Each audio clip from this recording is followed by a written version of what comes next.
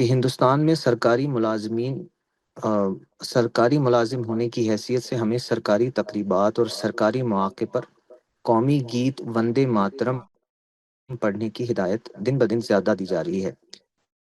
اس کو اگر کہیں گانا بھی ہو تو صرف اس میں یہ کہا گیا کہ اس کے جو ابتدائی حصے ہیں وہ گائے جا سکتے ہیں، جن کا ترجمہ اگر ربندر ناتھ ٹیگور صاحب نے جو کیا تھا انگریزی میں، اگر اس کو لے لیں تو اس میں یعنی وہ ایک ماں کی حیثیت سے ملک کو اس کا نقشہ کھینچا گیا، اس کو ایک ماں کی طرح دیکھا گیا ہے اور اس کی تعظیم کی گئی ہے۔ اب اس میں اختلاف الفاظ پر بھی ہے کہ جو وندنا کا شبد ہے یا لفظ ہے، اس کے کیا مفہوم اس کا کیا مفہوم ہے۔ یہ پرستش کے معنوں میں بھی بولا جاتا ہے اور تعظیم کے معنوں میں بھی۔ اس وقت مسلمان دو طرح کی صورتحال سے دوچار ہیں۔ ایک ان کے وہ ممالک ہیں جہاں ان کی اکثریت ہے۔ ان ممالک میں بھی ایسا نہیں ہے کہ ہر جگہ نظم حکومت ان لوگوں کے ہاتھ میں ہے جو دین اور شریعت کو آخری حجت سمجھتے ہوں۔ زبان سے ہو سکتا ہے کہ وہ سمجھنے ہی کا اظہار کریں، لیکن عملی طور پر بھی اتنے متنبع ہیں، دین اور شریعت کے تقاضوں کو اپنی زندگی سے متعلق کرنا چاہتے ہیں، اس پر عمل پیرا ہونا چاہتے ہیں اور اس کی روح کے مطابق عمل پیرا ہونا چاہتے ہیں۔ یہ ضروری نہیں ہے کہ خود مسلمان ملکوں میں بھی اسی طریقے سے ہو، چنانچہ وہاں بھی مشکلات پیش آتی ہیں۔ ریاست حکومت کی سطح پر ایسے قانون بنا دیے جاتے ہیں، ایسے ضابطے بنا دیے جاتے ہیں جو ہمیں پسند نہیں ہوتے، یا اگر ہم اپنی دینی تربیت یا دینی تہذیب کے لحاظ سے دیکھیں تو اس سے مطابقت نہیں رکھتے۔ اس سے زیادہ سخت صورتحال ان ملکوں میں پیش آ سکتی ہے جہاں مسلمان اکثریت میں نہیں ہیں، یا وہ ممالک ان کے ممالک نہیں سمجھے جاتے، وہاں دوسری قومیں، دوسرے مذاہب کے لوگ اکثریت رکھتے ہیں اور وہی حکومت کر رہے ہیں۔ اس طریقے سے قومی ریاستوں کی یہ دونوں قسمیں ہیں جن سے مسلمانوں کو اس وقت دوچار ہونا پڑتا ہے۔ اس میں چند چیزیں متعین طور پر سمجھ لینی چاہیے۔ ایک تو یہ کہ بحیثیت ایک فرد کے کیا ہم سے کسی چیز کا تقاضا کیا جا رہا ہے؟ اگر ایسا نہیں ہے، وہ چیزیں حکومت سے متعلق ہیں، ارباب حل وقت سے متعلق ہیں، یا دین کے کوئی ایسے احکام ہیں جس میں حکمرانوں ہی کو مخاطب کیا گیا ہے، تو عام آدمی کے لیے کوئی عملی مشکل پیدا نہیں۔ اس کی ذمہ داری اس کے سوا کچھ نہیں ہے کہ وہ اپنے حدود میں دوسروں کو ان احکام پر عمل کرنے کے لیے توجہ دلاتا رہے۔ یہ بالکل ایسے ہی ہے جیسے ہم مسلمان جب ایک دوسرے کو دیکھتے ہیں تو ایسا نہیں ہوتا کہ اگر کوئی شخص اپنے آپ کو مسلمان کہتا ہے تو وہ اسلام کے سارے تقاضے پورا کر رہا ہو۔ بعض اوقات اس کی عبادات میں، اس کے رویوں میں، اس کے طرز عمل میں، اس کے ایمانیات تک میں ایسی چیزیں ہوتی ہیں جن کو ہم صحیح نہیں سمجھتے۔ اللہ تعالیٰ نے بالکل متعین کر دیا ہے کہ اس نے ہمیں داروغہ نہیں بنایا۔ اس طرح کا کوئی معاملہ کسی مسلمان سے پیش آ جائے، خواہ وہ حکمران ہے، سیاستدان ہے، ہم سے برتر ہے، ہم سے نیچے ہے، ہمارا تعلق اس کے ساتھ دعوت کا تعلق ہے، یعنی وہ چیزیں جن پر اس کو عمل کرنا ہے وہ عمل نہیں کر رہا، ہم اسے توجہ دلائیں گے۔ یہ افراد کے معاملے میں بھی اسی اصول پر ہوگا، حکمرانوں کے معاملے میں بھی اسی اصول پر ہوگا۔ ہم اگر کسی ادارے کا حصہ ہیں، اس میں خاص طور پر ان اداروں کو ضرور سامنے رکھنا چاہیے جو انسانی زندگی کے لیے ناگزیر ہے۔ مثلا ہم نے کسی عورت سے شادی کی ہے یا کسی عورت نے کسی مرد سے شادی کی ہے، وہاں یہی صورتحال پیش آ گئی۔ یہی معاملہ ہم کسی ادارے میں ملازمت کرتے ہیں جو در حقیقت غلامی کے ادارے ہی کی ایک نئی صورت ہے۔ وہاں کوئی شخص سربراہ ہوگا جس کو عام زبان میں باس کہا جاتا ہے، وہاں پر بھی یہ صورتحال پیش آ سکتی ہے، اور ریاست کے ادارے میں پیش آ سکتی ہے۔ ایسے سب موقعوں پر ہمیں جس چیز کا مکلف ٹھہرایا گیا ہے وہ حکمت کے ساتھ دعوت ہے۔ اس کو قرآن مجید نے میرے اور آپ کے اجتہاد پر نہیں رکھا، بلکہ اس کا پورا لائحہ عمل خود بیان کر دیا ہے، اور فرمایا ہے کہ ادعو الی سبیل ربک بالحکمت والموعظۃ الحسنہ وجادلہم باللتی ہی احسن۔ لوگوں کو اللہ کی دعوت کی طرف، اللہ کے پیغام کی طرف بلاتے رہنا چاہیے۔ جب موقع ملے ان کو اس کی دعوت دینی چاہیے، اور یہ دعوت حکمت کے ساتھ دینی چاہیے، یعنی نہ اس میں تعاقب کا انداز ہو، نہ لوگوں کو آپ پیچھا کرنے لگ جائیں، نہ ان کو بیزار کر ڈالیں۔ موقع دیکھ کر حکمت کے ساتھ، دانائی کے ساتھ اپنی بات کہیے، اور اگر آپ کو کچھ برتر حیثیت حاصل ہے، آپ نصیحت کر سکتے ہیں، تو نصیحت کا اسلوب بھی زجر کا نہیں ہونا چاہیے، موعظہ حسنہ کا ہونا چاہیے۔ اس کے بعد ظاہر ہے ہم انسان ہیں، اختلافات میں گرما گرمی بھی پیدا ہو جاتی ہے، اس میں بھی تاکید فرمائی ہے کہ جادلہم باللتی ہے احسن۔ ایسے تمام موقعوں پر یہ اللہ تعالیٰ کی ہدایت ہے۔ اس وقت جو صورتحال آپ نے بیان کی ہے اس میں یہ ہے کہ ہم جب کسی نظم کا حصہ بن گئے تو اس نظم کے تقاضے سے ہمیں بعض کام کرنا پڑتے ہیں۔ یعنی انفرادی زندگی میں تو وہ ہم سے متعلق نہیں تھے، لیکن جب ہم ایک نظم کا حصہ ہیں، اور میں نے عرض کیا کہ وہ نظم 3 سطحوں پر ہوتا ہے: خاندان کی سطح پر، ملازمت کی سطح پر، اور ریاست کی سطح پر۔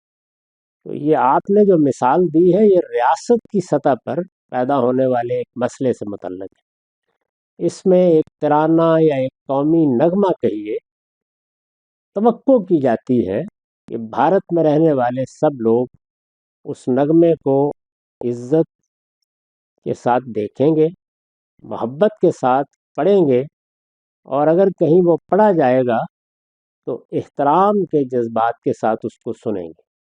یہ توقع کی جاتی ہے۔ اس میں دیکھنا چاہیے کہ اگر تو کوئی ایسی چیز ہے جو صریح شرک ہے، جس میں کسی تعویل کی گنجائش نہیں ہے، تو پھر ایک مسلمان کو صاف انکار کر دینا چاہیے، الا یہ کہ اس کے لیے وہی صورت پیدا ہو جائے جو اللہ تعالیٰ نے رخصت کے طور پر خود قرآن میں بیان کر دی ہے کہ الا من اکرہ وقلبہ مطمئن بالایمان۔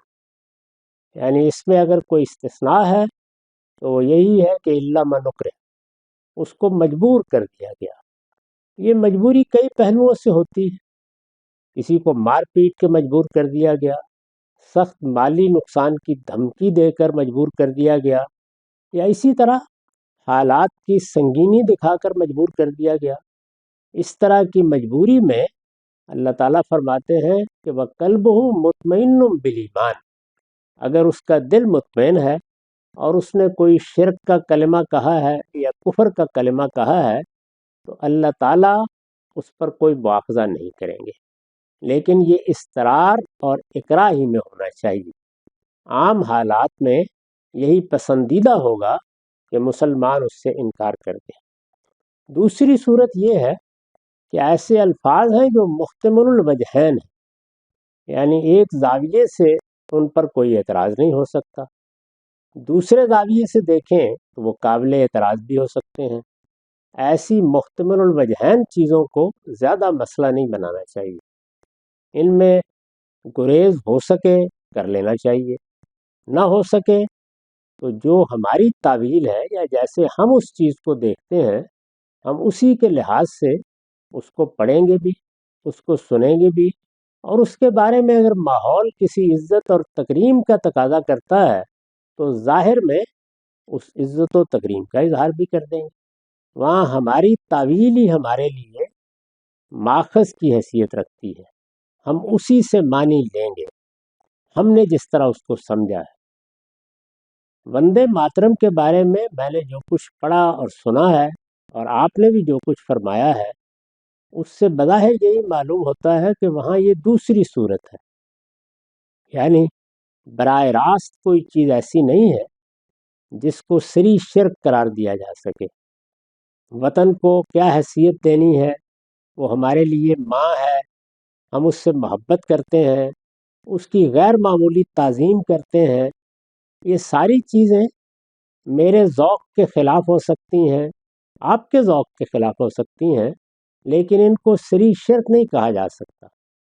اس لیے یہ محتمل الوجہین ہی ہے، اور میرے نزدیک محتمل الوجہین چیزوں کے بارے میں بہت زیادہ سختی کا رویہ اختیار کرنے کی بجائے قومی سطح پر ان کو کسی بہتر چیز میں بدلنے کی طرف توجہ دلاتے رہنا چاہیے۔ ہندوستان میں بہت سے مسلمان ہیں، کروڑوں کی تعداد میں ہیں، ان کی نمائندگی بھی ہوتی ہے۔ مختلف جگہوں کو آپ اگر مطالعہ کر کے دیکھیں تو ان کے مراکز کی حیثیت سے دیکھا جا سکتا ہے، جہاں ان کی کافی بڑی تعداد رہتی ہے۔ اس طرح کی صورتحال میں آپ کے پاس سیاسی جدوجہد کا موقع ہوتا ہے۔ یہ ہو سکتا ہے کہ ہم اس کو محتمل الوجہین ہونے کی بنیاد پر موضوع بنائیں اور توجہ دلائیں کہ اسے کسی ایسے نغمے میں یا ایسے ترانے میں تبدیل کر دیا جائے جس پر کسی کو بھی کوئی اعتراض نہ ہو۔ ہم مسلمان توحید کے بارے میں آخری درجے میں حساس ہیں، اس وجہ سے یہ ہمارا حق ہے کہ ہم اس بات کا مطالبہ کریں، لیکن جب تک یہ مطالبہ قبول نہیں ہوتا اس وقت تک اپنے لیے بھی اور اپنے ماحول کے لیے بھی کوئی مشکل پیدا کرنے کی ضرورت نہیں ہے۔ دعوت دیتے رہیے، توجہ دلاتے رہیے، اور محتمل الوجہین چیزوں کے بارے میں جو پہلو آپ کے نزدیک قابل ترجیح ہے اس کے لحاظ سے معاملہ کرتے رہیے۔ یہ مختصر طور پر اس سارے معاملے کے بارے میں میرا نقطہ نظر ہے۔ یہ کہا گیا کہ اس کے صرف ابتدائی دو جو اشعار ہیں یا سٹینزاز ہیں وہی گائے جائیں گے، اگر کہیں گانے کی ضرورت ہوگی۔ باقی جو اس کے حصے ہیں وہ نہیں گائے جائیں گے، کیونکہ ان میں صراحت کے ساتھ بعض دیویوں کے نام ہیں، اور جو ہے نا ان دیویوں سے مخاطب، ان کے نام سے مخاطب کیا گیا ہے پورے، مطلب جو آپ کا ملک ہے اس کو، اور اس کو اس نگاہ سے دیکھا گیا ہے کہ یہ جن کی پرستش بھی کی جاتی ہے۔ لیکن اس میں جبر اور اکراہ کا پہلو ہے، اور دوسرا یہ کہ ایک مطلب اگر اس طرح کی کیفیت ہو کہ نہیں سارا ہی گانا ہے اور زبردستی اس حد تک ہو جائے، تو پھر آم، کیا کرنا چاہیے اس صورت میں؟ اس میں تو میں نے عرض کر دیا کہ سری شرک کا مسلمان کسی حال میں بھی ارتکاب نہیں کرے گا۔ اسی لیے عرض کیا تھا کہ آگے کے حصے کے بارے میں یہ کہنا مشکل ہو جاتا ہے کہ وہ محتمل الوجہین ہے۔ اس طرح کی صورت جہاں بھی پیش آ جائے وہاں ایک مسلمان کو دیکھنا چاہیے کہ اکراہ کی نوعیت کیا ہے۔ یعنی اگر اکراہ کی نوعیت یہ ہے کہ جان پر آ بنی ہے، اس کے مال پر آ بنی ہے، اس کی عزت آبرو پر آ بنی ہے، تو رخصت قرآن مجید نے جتنی دی ہے وہ اس سے فائدہ اٹھا سکتا ہے۔ اس میں رخصت کو ترغیب کی چیز نہیں سمجھنا چاہیے، اجازت دی ہے، یعنی اللہ کے ہاں مواخذہ نہیں ہوگا، لیکن اگر ہمت ہے، آدمی حالات کا مقابلہ کر سکتا ہے، تو اسے سری شرک کے معاملے میں صاف انکار کر دینا چاہیے۔ یہی قرآن مجید کی تعلیم ہے، یہی ایک بندہ مومن کا کردار ہونا چاہیے۔ لیکن وہ چیزیں جو محتمل الوجہین ہیں، جیسے میں نے عرض کیا، ان میں یہ رویہ بھی ضروری نہیں ہے۔ آپ نے فرمایا کہ ایسا ہوتا ہے کہ اگرچہ طے ہے کہ ابتدائی حصہ ہی پڑھنا ہے، لیکن بعض اوقات یا کسی خاص ماحول میں یا صورتحال میں اس پورے کو پڑھنے کا یا اس طرح احترام کے ساتھ سننے کا تقاضا کیا جاتا ہے۔ اسی کے بارے میں نے عرض کیا ہے کہ اس میں چونکہ بعض چیزیں ایسی ہیں جن کی تعویل بہت مشکل ہے، جن میں دیویوں کے نام لیے گئے ہیں، ان سے ہر مسلمان کو بچنا چاہیے۔ شرک کا شائبہ بھی ہو تو اس سے دور رہنے کی کوشش کرنی چاہیے، اور اگر یہ صورتحال پیدا ہو جائے تو یہ معلوم ہے کہ شرک اور کفری کا معاملہ تھا، جس میں اللہ تعالیٰ نے یہ فرمایا تھا کہ الا من اکرہ وقلبہ مطمئن بالایمان۔ اب یہ فیصلہ کہ مجھے استقرار درپیش ہے، میرے لیے یہ اقراء کا موقع ہے، مجھے اس سے فائدہ اٹھانے کا حق ہے یا اٹھانا چاہیے، یہ فیصلہ میں نے یا آپ نے نہیں کرنا، یہ ہر فرد نے اپنی ہمت اور حوصلے کے مطابق کرنا ہوتا ہے۔ اور اس طرح کے موقعوں پر عزیمت کی راہ بھی ہوتی ہے اور رخصت بھی موجود ہوتی ہے۔ خود صحابہ کرام کے بارے میں معلوم ہے کہ انہیں یہ اجازت دی گئی، یہ رخصت خود اللہ تعالیٰ نے عطا فرمائی، لیکن میرے علم میں نہیں ہے کہ کسی صحابی نے مکے کے قیام کے دوران میں اس سے فائدہ اٹھایا ہو۔ البتہ بعض لوگوں کے بارے میں یہ معلوم ہوتا ہے کہ ان کو رسالت مآب کے بارے میں بعض چیزیں کہنے پر مجبور کیا گیا، تو انہوں نے تعذیب سے بچنے کے لیے وہ کلمات کہہ دیے اور رسول اللہ صلی اللہ علیہ وسلم کے سامنے آ کر اس کا اعتراف بھی کیا، لیکن آپ نے وہی فرمایا جو قرآن مجید میں ہے کہ اس طرح کا اگر موقع ہو تو اپنی جان بچانے کے لیے، اپنے مال کی حفاظت کے لیے، اپنی آبرو کی حفاظت کے لیے انسان اس طرح کی بات کہہ سکتا ہے، یہ کہہ سکتا ہے، اس سے زیادہ نہیں۔ کانٹ کا جو اے پرائری نالج تصور ہے یا انہوں نے جو پیش کیا فطری علم، تو ان دونوں میں بنیادی طور پر کیا فرق ہے؟ ایک بنیادی چیز جان لینی چاہیے، اس کو میں نے اپنی کتاب مقامات میں موضوع بھی بنایا ہے، اور اب اسی کے بعض مباحث کو اٹھا کر اپنی کتاب میزان کا ایک مقدمہ بھی لکھ دیا ہے، اور اس کو پہلے مقدمے کی حیثیت سے میزان میں شامل کر دیا ہے۔ علم کیا ہے، کس طرح سے پیدا ہوتا ہے؟ تو اگر آپ علم کی حقیقت پر غور کریں تو وہ سب ہمارے باطن میں موجود ہے، یعنی اس میں جو عام طور پر کیٹیگریز بیان کی جاتی ہیں یا کانٹ نے بھی ان کو متعین کیا ہے، وہ تو ہے ہی، اس کے ساتھ ہر چیز کے لیے حکم بھی اندر سے آتا ہے۔ ہم اس کو اضطراری علم سے تعبیر کرتے ہیں، یعنی یہ وہ علم ہے جو عقل پر حکومت کرتا ہے۔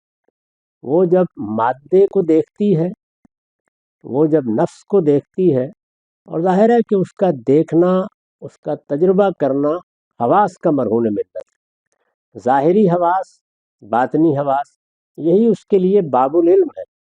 ان سے جو اثرات اس تک منتقل ہوتے ہیں، اس میں اشیاء بھی ہوتی ہیں، افعال بھی ہوتے ہیں، ان کو وہ نام دیتی ہے، ان میں امتیاز پیدا کرتی ہے۔ یہ امتیاز ہزار پہلوؤں سے ہوتا ہے، یعنی مثال کے طور پر چیز اوپر ہے، چیز نیچے ہے، وہ عریض ہے، وہ طویل ہے، اسی طرح کے بہت سے آراز ہے جن کو وہ متعین کر کے پھر ان کو ایک نام دے دیتی ہے، اور اس طریقے سے باقی چیزوں سے ہاں وہ شے ہے یا فعل ہے ممیز کر دیتی ہے۔ یہ سب کچھ اس کے اندر موجود ہے، تو اس کو آپ جس اصطلاح سے چاہیں تعبیر کر لیں، ہمارے خیال میں اس کے لیے سب سے موزوں تعبیر ہے اضطراری علم، یعنی وہ علم جو ہماری فطرت میں ودیت ہے، وہ جو نام دینے کی حد تک یا تمیز پیدا کرنے کی حد تک اگر ہم تجربہ بھی کر کے دیکھیں تو بالکل نمایاں ہو کے اپنی حیثیت منوا لیتا ہے، لیکن زیادہ گہرائی میں جا کر دیکھا جائے تو نفس اور مادے میں شے اور فعل کا امتیاز پیدا کرنا، شے اور شے میں امتیاز پیدا کرنا، فعل اور فعل میں امتیاز پیدا کرنا، ان کے باہمی تعلقات کو تلاش کرنا، ان کے مطابق ان کو مرکب کر دینا، یہ جتنا کام بھی ہے وہ ہمارے اندر سے ہو رہا ہے، ان میں سے کوئی چیز بھی باہر نہیں ہے، اور یہ علم ہم لے کر پیدا ہوتے ہیں۔ تو ہم اس کو اس زاویے سے دیکھتے ہیں، بالعموم فلسفی اس چیز کو سمجھنے کی صحیح کرتے رہے ہیں۔ ہم جانتے ہیں کہ ایک لمبے عرصے تک وجود کیا ہے اس کو سمجھنے کی صحیح کی گئی، اور جب یہ اندازہ ہوا کہ اس سے مقدم علم کی بحث ہے، تو پھر جو دور متاخر ہے جس کی ابتدا دیکارت سے آپ کر سکتے ہیں، اسی چیز کو سمجھنے کی صحیح کی جاتی ہے کہ علم کیا ہے۔ تو میں نے اپنا نقطہ نظر بیان کر دیا، اس کی روشنی میں آپ فلسفیوں کے نقطہ نظر کو دیکھ سکتے ہیں۔ بدیہی علم اور فطری علم الگ الگ ہیں، تو پھر ان میں دونوں میں تفریق یا ان میں فرق کیا کس طرح سے کیا جائے گا؟ بداہت ظاہر ہے اور فطرت یا اس کا جذری ہونا وہ باطن ہے. جس طریقے سے آپ دیکھتے ہیں کہ ایک درخت کی جڑیں ہیں یا اس کا بیج ہے، اس سے پھر ایک پودا نکلتا ہے، تنا پھوٹتا ہے اور برگ و بار لے آتا ہے. تو بداہت میں تو چیز سامنے آ جاتی ہے، وہ ہمارے مکالمے کا موضوع بن جاتی ہے. تو یہ کوئی الگ الگ چیزیں نہیں ہیں، بلکہ ہمارے جذر فطرت میں اللہ تعالیٰ نے جو علم بدیہت کیا ہے، یا اس کو آپ قرآن مجید کی اصطلاح میں الہام فطرت کہہ لیجئے، وہ چیز جو ہمارے باطن میں الہام کی گئی ہے وہ ظہور پذیر ہوتی ہے، وہ بعض تنزلات سے گزرتی ہے، یا آپ کہیے کہ وہ باہر آتے وقت باطن سے ظاہر ہونے کے بعض مراحل سے گزرتی ہے. ان مراحل میں سے بعض کو ہم پھر نام دیتے ہیں. تو جب وہ پوری طرح باہر آ جاتی ہے، ہمارے مکالمے کا موضوع بن جاتی ہے، ہم اس کو الفاظ دے دیتے ہیں، اس کا حوالہ دینا شروع کر دیتے ہیں، اس وقت ہم اس کو بدیہی کا لفظ اس کے لیے موضوع سمجھتے ہیں، نام دے دیتے اگر ہم بدیہی علم کو کسی اور دوسری چیز پر مبنی قرار دے رہے ہیں، تو اس سے اس کی بداہت کا جو فیکٹر ہے وہ مجروح نہیں ہوتا؟ ہیں. نہیں، ہم کسی دوسری چیز پر اس کو مبنی نہیں قرار دے رہے، وہ کہاں سے نکل کے آ رہا ہے یہ بتا رہے ہیں. یعنی ہم نے جب یہ بتایا کہ یہ برگ و بار ہے، تو ہم نے درخت کو کسی دوسری چیز پر مبنی نہیں قرار دیا. ہم اصل میں یہ بتا رہے ہیں کہ یہ برگ و بار ایک بیج سے پھوٹ کر تنے کی صورت میں اور پھر شاخوں کی صورت میں فضا میں پھیل گئے. تو ہر چیز کو اگر آپ مطالعہ کر کے دیکھیں تو وہ اپنی ایک حقیقت رکھتی ہے، پھر وہ اس سے ظہور پذیر ہوتی ہے. وہ حقیقت بعض اوقات بالکل باطن میں پڑی ہوئی ہوتی ہے. جیسے مثلا ہم کائنات کا مطالعہ کرتے ہیں تو بظاہر تو ہمارے سامنے اشیاء کی کثرت ہے یا قوت کا ظہور ہوتا ہے، تو اس سے ہم افعال تراشتے چلے جاتے ہیں. لیکن اب ہم نے اندر اتر کے دیکھا کہ اس کی حقیقت کیا ہے. اس کی حقیقت تو ایک ذرے کے اندر موجود کائنات ہے، جس میں ہم بالکل دوسرے قوانین اب دیکھ رہے ہیں. یعنی جو قوانین باہر تھے ان سے بالکل مختلف، لیکن کیا وہ جو ذرے کا دل ہم نے چیرا ہے اور ہم اس کے اندر اتر کر دیکھنے کے قابل ہوئے ہیں، تو ہم یہ کہیں گے کہ وہ کوئی دوسری چیز ہے؟ نہیں، وہی ہے در حقیقت جس کو ہمارے پورے وجود کی بلڈنگ بلاکس کی حیثیت حاصل ہے. تو یہ اس پہلو سے دو لفظ اختیار کیے گئے ہیں. ایک ہی چیز ہے، البتہ باہر آ کر وہ اتنی گہرائی کے ساتھ محسوس نہیں ہو. ایک مشہور زمانہ واقعہ ہے جو کچھ عرصہ پہلے پاکستان میں ہوا تھا، اور نور مقدم قتل کیس. اس کی پچھلے دنوں ملزم نے، جو مجرم تھا، اور انہوں نے ایک اپیل دائر کی سپریم کورٹ میں، اور جج نے دوبارہ اس پہ فیصلہ دیا، اور فیصلے کے دوران انہوں نے ایک اضافی نوٹ لکھا جس میں انہوں نے یہ جملہ کہا کہ لیو ان ریلیشن شپ کا تصور معاشرے کے لیے انتہائی خطرناک ہے، اور آج کل کی نوجوان نسل کو اس واقعے سے سبق سیکھنا چاہیے. آپ کا کیا خیال ہے کہ اس طرح کے جملے یا اس طرح کی مورل پولیسنگ وہ بھی کسی جج کا ہی ذمہ ہے اور ان کا ہی کام ہے؟ اس کو دو پہلوؤں سے دیکھنا ہوگا. ایک یہ کہ یہ ایک الزام ہے، کیا اس کے شواہد مل گئے، کیا یہ چیز متحقق ہو گئی، کیا یہ فیصلے کا حصہ بن گئی، اور کیا فیصلہ اس کے لیے چاہا گیا تھا. تو ایک قاضی یا جج کی حیثیت سے یہ حدود ضرور متعین کرنے چاہیے. یعنی ہمارے سامنے ایک مقدمہ آیا ہے، اس میں ممکن ہے کچھ بیانات دیے گئے ہوں، کچھ الزامات لگائے گئے ہوں. یہ بھی ممکن ہے کہ ان الزامات کی تحقیق کرنا پیش نظر ہو، اور یہ بھی ممکن ہے کہ وہ سرے سے موضوع نہ ہو. تو ان تمام چیزوں کو دیکھ کر ایک جج کو جو کچھ کہنا ہے وہ کہنا چاہیے. اس میں جو بات کہی گئی ہے وہ کسی فرد کے بارے میں حکم لگانے کی نوعیت رکھتی ہے. یعنی یہ بات کہ فلاں عورت یا فلاں مرد لیو ان ریلیشن میں تھا تو کیا یہ چیز متحقق ہو گئی، ایک بات. اور دوسرے یہ کہ کیا یہ اس وقت مقدمے کا موضوع تھی.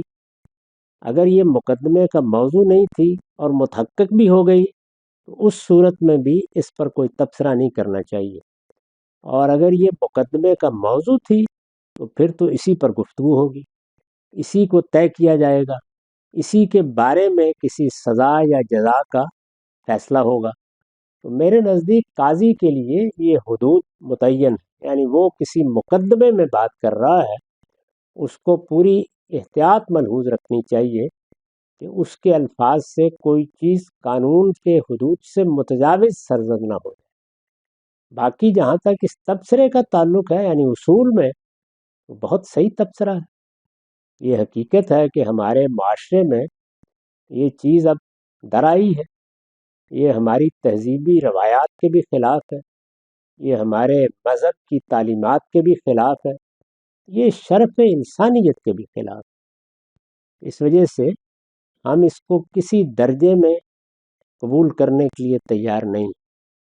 یہ تو نہیں کہ ہم لوگوں کے پیچھے لٹ لے کے نکل کھڑے ہوں گے، لیکن شائستگی کے ساتھ توجہ ضرور دلائیں گے کہ اللہ تعالیٰ کے بنائے ہوئے نظم میں اگر خاندان کا ادارہ کوئی اہمیت رکھتا ہے اور یقیناً رکھتا ہے تو پھر اس کی حفاظت ہونی چاہیے. اور یہ حفاظت ہر اچھے معاشرے کی ذمہ داری ہے. یہ حفاظت اس لیے نہیں ہے کہ میرا جی چاہتا ہے کہ اس کی حفاظت ہو، خود انسان کے بقا کا اس پر انحصار ہے. ہم کو نئی نسلیں پیدا کرنی ہیں، ان میں اپنا کردار ادا کرنا ہے. یہ ہمارا انسانی وظیفہ ہے. جب ہمیں یہ کام کرنا ہے تو اس کے لیے کیا طریقہ اختیار کیا جائے؟ کیا وہی جس کو اب لوگ روا سمجھ رہے ہیں؟ اللہ تعالیٰ نے اس کے لیے جو طریقہ بتایا ہے اور جو ہماری تہذیبی روایت میں پیوست ہے وہ وہی ہے. ایک مرد و عورت علانیہ ایک دوسرے کا انتخاب کریں گے، وہ باقاعدہ طریقے سے میاں بیوی کا رشتہ قائم کریں گے، اور اس کے بعد بہرحال ان کو اکٹھے ہی رہنا. یہ ادارہ قائم ہی اس لیے کیا گیا ہے. اس طرح کا کوئی ریلیشن آپ بنا لیں یا اس کو کوئی نام دے لیں تو یہ ہماری تہذیبی روایت کے بالکل خلاف ہوگا، اور ہماری مذہبی تعلیمات بھی اس کو قبول نہیں کرتی. اس لحاظ سے انہوں نے جو کچھ فرمایا ہے وہ برحق ہے، لیکن ان کو وہاں یہ کہنا چاہیے تھا یا نہیں کہنا چاہیے تھا، اس کا انحصار اس پر ہے کہ کیا یہ بات متحقق ہو کر سامنے آئی، یہی وہ چیز تھی جس پر فیصلہ دینا تھا، یا اس طرح کا کوئی معاملہ نہیں تھا، مقدمہ بالکل اور تھا. اور اس میں اگر کسی نے یہ بات کہی ہے یا بعض اس کے قرائن سامنے آئے ہیں اور وہ متحقق نہیں ہے تو ایسی بات نہ صرف یہ کہ کسی قاضی کے قلم پر نہیں آنی چاہیے، یہ میری اور آپ کی زبان پر بھی نہیں آنی چاہیے. ہمیں اس معاملے میں سخت تنبیہ کی گئی ہے کہ ہم دوسروں کے بارے میں اس طرح کی کوئی بات نہیں کہیں گے. اس میں تو آپ جانتے ہیں کہ اگر اس طرح کی کوئی بات کہی جائے تو ہمارے ہاں قذف کا قانون ہے جس میں آپ کو 4 گواہ پیش کرنے پڑ سکتے ہیں. کہ جو عہد الست ہوا تھا اس میں تو ایک شخصی خدا کا اقرار اللہ تعالیٰ نے ہماری فطرت کے اندر ودیت کیا ہے، اور ہم اسی کو اللہ تعالیٰ نے قرآن میں مشرکین کے خلاف حجت بھی بنایا ہے. تو کیا یہ جو عہد الست ہے یہ ملحدین کے خلاف حجت بن سکتا ہے قیامت میں یا نہیں؟ کیونکہ وہ اصل میں شخصی خدا کا انکار کرتے ہیں.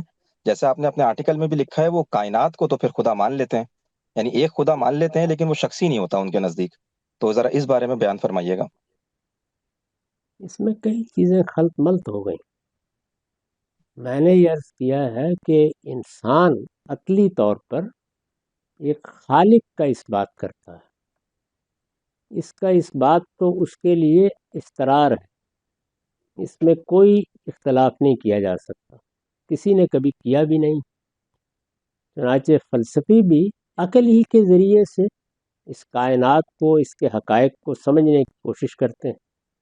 عام آدمی ہو یا کوئی فلسفی ہو، وہ یہ ماننے کے لیے مجبور ہے کہ میں مخلوق ہوں اور میرا کوئی خالق ہے. وہ خالق کون ہے، اس کے جواب میں اب جو کچھ کہا جائے گا اس سے خالق کی شخصیت متعین ہوگی۔ وہ کوئی روح جہاں ہے، وہ کوئی کائنات کی کلیت ہے، وہ کوئی اصول ہے، وہ کوئی قانون ہے، وہ کوئی غیر متحرک محرک اول ہے۔ یہ جتنے اب آپ نے الفاظ استعمال کیے، یہ سب کے سب مختلف تصورات کی نمائندگی کرتے ہیں۔ تو یہ تصورات ہیں جو انسان پھر متخیلے کے زور پر قائم کرتا ہے۔ یہ بات کہ میرا خالق ایک شخصیت ہے، وہ حی و قیوم ہے، وہ ایک ہستی ہے، وہ میری دعائیں سنتا ہے، وہ مجھ سے بات کرتا ہے، اس حیثیت سے خالق کا تعارف انبیاء نے کرایا ہے۔ عہد الست ہمارے وجود میں سرایت کیے ہوئے ہے۔ پیغمبر آ کر جب تعارف کراتے ہیں تو وہ عہد یہ کردار ادا کرتا ہے کہ وہ قبولیت پیدا کرتا ہے، یعنی عقل کچھ چیزوں کو خود دریافت کرتی ہے اور کچھ کو قبول کرنے کے لیے اپنے آپ کو تیار کرتی ہے۔ تو عقل کے لیے جو قبولیت کا داعیہ ہے وہ اس اقرار کی وجہ سے پیدا ہوتا ہے، یعنی وہ اقرار گویا انسان کو تیار کیے ہوئے ہے کہ جب اللہ تعالیٰ کی وحی سے یا اللہ کے پیغمبروں کی تعلیمات سے اللہ تعالیٰ کا تعارف کرایا جائے یا خالق کا تعارف کرایا جائے تو اس کو کوئی اجنبیت محسوس نہ ہو۔ یہ ہے پوری ترتیب۔ اس کو میں نے اپنی کتاب میزان میں ایک ایک پہلو سے واضح کرنے کی صحیح کی ہے۔ عہد الست کا ہرگز یہ مطلب نہیں ہے کہ میں اپنی عقل سے ایک شخصی خدا کا تصور قائم کر لوں گا۔ اس مضمون میں بھی یہی بتایا گیا ہے کہ انسانی عقل مجھے خالق کے تصور تک پہنچاتی ہے، اس کے بعد میں اس کا جواب ڈھونڈتا ہوں، کون خالق ہے؟ دو جواب دیے گئے ہیں، پھر میرے سامنے انبیاء کا دیا ہوا جواب آتا ہے، اس پر میں نے گفتگو کر کے بتایا ہے کہ وہ جواب کتنا معقول ہے، اس کے حق میں کیا دلائل ہیں، اور میں کیوں مجبور ہوں کہ اسی جواب کو مانوں۔ تو عہد الست مجھے اس کو ماننے کے لیے تیار کرتا ہے، وہ اس کی دریافت کا ذریعہ نہیں بنتا۔ استاذ بہت شکریہ، آپ نے مکمل ترتیب سے بات بیان فرما دی۔ اس میں ایک اشکال میرے ذہن میں یہ پیدا ہو رہا ہے کہ جیسے ہم اگر اس کو یوں ازیوم کرتے ہیں کہ کوئی شخص کسی جنگل میں اگر رہتا ہے جہاں اس کو پیغمبروں کی دعوت نہیں پہنچتی، تو اس میں تو آپ نے بھی یہی فرمایا ہے اور البیان میں بھی آپ نے لکھا کہ وہ جواب دہ ہے اللہ کے سامنے کہ اس نے شرک نہیں کرنا، اگر اس کو پیغمبر کی دعوت نہیں بھی پہنچی ہے تو بھی توحید کے اوپر اس نے آنا ہے۔ تو استاذ اب یہ یہاں سوال ذہن میں آ رہا ہے کہ اگر ایک شخص جنگل میں رہتا ہے، اس کو کوئی پیغمبر کی دعوت نہیں پہنچتی، تو کیا خدا کے سامنے وہ پھر شخصی خدا کے تصور کے تحت جواب دہ نہیں ہوگا، فطری توحید کے تصور کی وجہ سے جو اس کی شخصیت میں ہے، یا پھر وہ جسٹ ایک خالق تک ہی جواب دہ ہوگا؟ وہ خالق تو پھر کوئی علت العلل بھی ہو سکتی ہے یا کوئی غیر شخصی چیز بھی ہو سکتی ہے۔ یعنی وہ خالق کو خالق کے طور پر بیان کرے گا، اس کی صفات کو متعین کرنا، اس کی ہستی کو متعین کرنا، یہ اس کے لیے ممکن ہی نہیں۔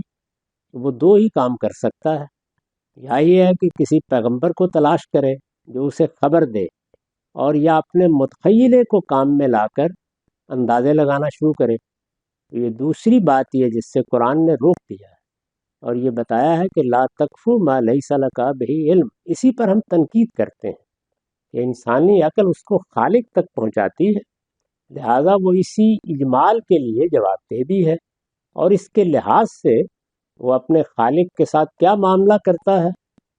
شریک ٹھہرانے کا مطلب تو یہ ہے کہ اس نے پھر آگے بڑھ کر اپنے متخیلے کی بنیاد پر کچھ اور لوگوں کو شامل کر دیا، یعنی خلق کو اس نے دیکھا تھا، وہ ایک خالق کا تصور پیدا کرے گی۔ یہ تو لازمی عقلی تقاضا ہے، لیکن یہ کہ متعین کیسے کیا جائے گا، اس میں اندازے ہی لگائے جا سکتے ہیں۔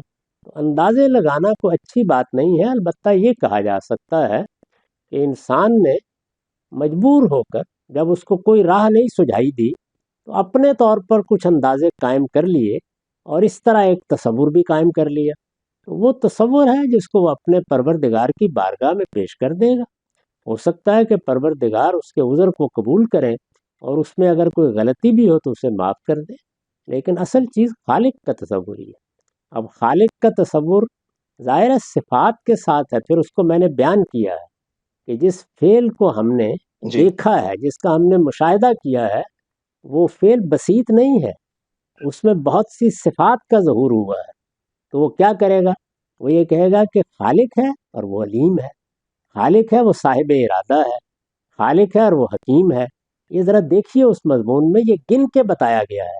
جی تو اس کے نتیجے میں وہ ایک ہستی کا تصور اس طرح پیدا کر لے گا کہ جس کو شاید وہ متعین طریقے پہ بیان نہ کر سکے، اور بس یہ ہے کہ یہ خیال کرے کہ خالق ہے، میں نہیں جانتا کون ہے، میں نہیں جانتا کیسے ہے، لیکن ہے صاحب ارادہ، ہے علیم و حکیم، ہے بڑی قدرت رکھنے والا۔ یہ ہے در حقیقت وہ تصور جس کے لیے ہم ایک جنگل میں بھی پیدا ہو کے جواب دیں۔ یوحنا کی انجیل کے آغاز میں ہمیں کلمے کا تصور ملتا ہے، تو کلمہ خدا تھا، یا یعنی اس کا ترجمہ یوں کیا جاتا ہے اکثر تراجم میں کہ ابتدا میں کلام تھا، کلام خدا کے ساتھ تھا اور کلام خدا تھا۔ اور پھر آگے چل کر یعنی اس میں یہ کہا گیا یہی ابتدا میں خدا کے ساتھ تھا، سب چیزیں اس کے وسیلے سے پیدا ہوئیں اور جو کچھ پیدا ہوا اس میں کوئی چیز بھی اس کے بغیر پیدا نہیں ہوئی۔ پھر آگے ہمیں ملتا ہے کہ کلام مجسم ہوا۔ تو اس کو ہم قرآن مجید کی روشنی میں کیسے دیکھیں اس عبارت کو؟ خاص طور پہ لیکن ایک اور ترجمہ بھی ہمیں ملتا ہے اس کا جو اردو میں، وہ یہ کہ کلام خدا کے ساتھ تھا اور کلام ایک خدا تھا یا مانند خدا تھا۔ تو آپ اس یوحنا کی انجیل کے آغاز کو، اس کی ابتدا کو قرآن مجید کی روشنی میں کیسے دیکھیں؟ یوحنا کی انجیل ہو یا باقی اناجیل، ہمارے پاس ان کے تراجم ہی ہیں۔ ان میں سیدنا مسیح کی اپنی بات کیا تھی، آپ نے کیا فرمایا، کون سا حصہ رہ گیا، کون سا حصہ موجود ہے، آپ جانتے ہیں کہ یہ متعین طور پر کہنا بہت مشکل ہے۔ جو کچھ ہے وہ وہی تراجم ہے، خواہ وہ یونانی کے تراجم ہوں، خواہ ہماری اردو کے ہوں یا انگریزی زبان کے ہوں۔ تو ان تراجم کو سامنے رکھ کر ہم قرآن مجید کی روشنی میں ان کو پڑھ سکتے ہیں۔ قرآن سے جو بات معلوم ہوتی ہے وہ یہ ہے کہ اللہ تعالیٰ کی طرف سے کلمہ ہی صادر ہوتا ہے۔ چنانچہ سیدنا مسیح کے بارے میں بڑی صراحت سے اللہ تعالیٰ نے یہی بات فرمائی ہے کہ وہ کلمہ تم من ہو۔ یہ سوال پیدا ہوتا ہے کہ ذات باری سے تخلیق کیسے ہوتی ہے؟ تو اللہ تعالیٰ نے بتایا کہ کلمہ صادر ہوتا ہے اور وہ کلمہ مجسم ہو جاتا ہے۔ سیدنا مسیح کے واقعے میں اس کو روح من ہو کہہ کے اور کلمہ تم من ہو کہہ کے واضح کر دیا ہے۔ یعنی تخلیق جب ہم مشاہدے میں لے آتے ہیں تو یہ کلمے کی تجسیم ہے، اور جب یہ ہمارے مشاہدے میں نہیں آتی، اس سے ماورا نفس کی صورت میں ہوتی ہے، تو یہ روح من ہو ہے۔ تو اس سے یہ واضح ہوا کہ روح من ہو میں ایک پھونک کا تصور آتا ہے۔ عربی زبان میں یہ لطیف پھونک کے معنی میں ہے۔ ہم بھی کسی چیز کے ساتھ جب اپنے آپ کو متصل کرنا چاہتے ہیں تو ظاہر ہے کہ یا ابلاغ کا رشتہ پیدا ہوتا ہے جو لفظ سے پیدا ہوتا ہے، اور یا ہم اس کو اپنے وجود سے متعلق کرتے ہیں۔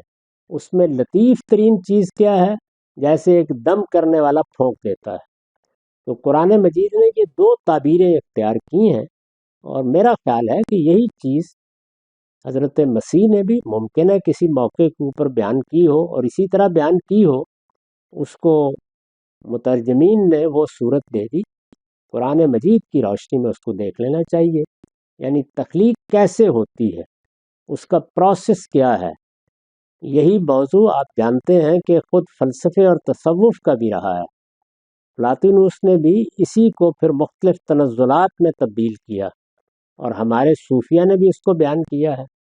تو قرآن مجید سے جو بات معلوم ہوتی ہے وہ یہ ہے کہ یہ دونوں چیزوں کی حقیقت تو اگر تم نہیں سمجھ سکتے، لیکن جس وقت تم پیدا ہوتے ہو تو یہ ایک کلمہ ہے جو صادر ہوتا ہے، اور جس وقت تمہارے نفس کو ہم پیدا کرتے ہیں تو وہ ایک روح یا پھونک ہے صادر ہوتی ہے، نفخ ہے جو صادر ہوتا ہے۔ تو یہ دو چیزیں جن کی حقیقت سے ہم واقف نہیں ہیں، یہ قرآن میں بھی بیان ہو گئی ہیں۔ یعنی یہ تخلیقی پروسیس کا بیان ہے کہ وہ ذات باری سے کیسے صادر ہوتا ہے۔ اس سے در حقیقت اس چیز کی نفی کرنا مقصود ہے کہ ذات باری کی حیثیت سے مظاہر کائنات کی صورت اختیار نہیں کرتی، بلکہ اس سے ایک پھونک صادر ہوتی ہے اور وہ فرشتوں کو وجود پذیر کر دیتی ہے، نفس انسانی کو وجود پذیر کر دیتی ہے، اور کلمہ صادر ہوتا ہے تو یہ مادی دنیا وجود میں آ جاتی ہے۔ اللہ تعالیٰ نے اتنی بات ہمیں بتائی ہے، اس کو اگر کوئی بیان کرنا چاہے تو پوری احتیاط سے ایسے ہی بیان کرنا چاہیے جیسے قرآن مجید میں یہ ہمیں منقول ملتی ہے، اپنی طرف سے اس میں قیاس آرائی نہیں کرنی چاہیے۔ اگر ہم یہ کہیں کہ کلمہ خدا کے ساتھ تھا اور کلمہ خدا تھا، یعنی اگر اس ترجمے کو لے لیں، اور اگر ترجمہ ہم یہ کریں کہ کلمہ مانند خدا تھا یا ایک خدا جیسا تھا، تو اس سے کوئی فرق پڑے گا اس کی تفہیم میں؟ میرے نزدیک تو اصل تعبیر وہی ہے جو میں نے عرض کر دی۔ یہ بالکل صحیح فرمایا آپ نے کہ سیدنا مسیح کے اپنے الفاظ کے طور پر اس کو یہاں بیان نہیں کیا گیا، لیکن ان الہامی صحائف میں ایک مسئلہ ہے۔ وہ مسئلہ یہ ہے کہ اس میں دو روایتیں اکٹھی ہو جاتی ہیں۔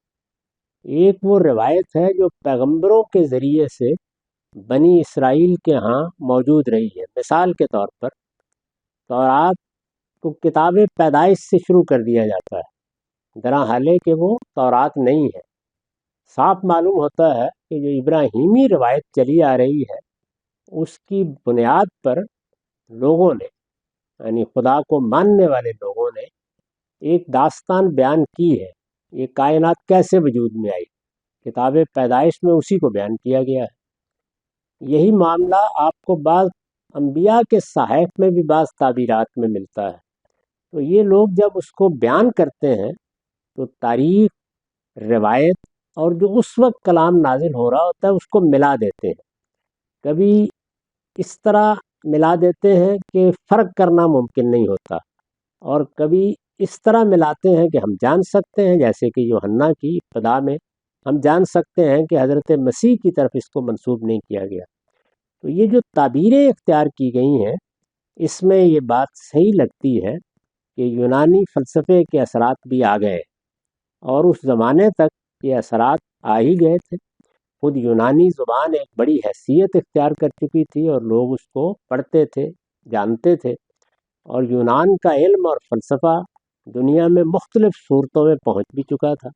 تو یہ کہا جا سکتا ہے، تاہم یہ ممکن ہے کہ وہی بات جو قرآن نے واضح فرمائی ہے وہ پیغمبروں کے ہاں بھی ایک روایت کی حیثیت سے یا من آثار العلم موجود رہی ہو، اور پھر فلسفیانہ تعبیرات کے ساتھ مل کر جس طرح ہمارے ہاں علم کلام وجود میں آیا ہے اس نے وہی صورت اختیار کر لی ہو جو اب ہم کو یوحنا کی کتاب کے شروع میں ملتی۔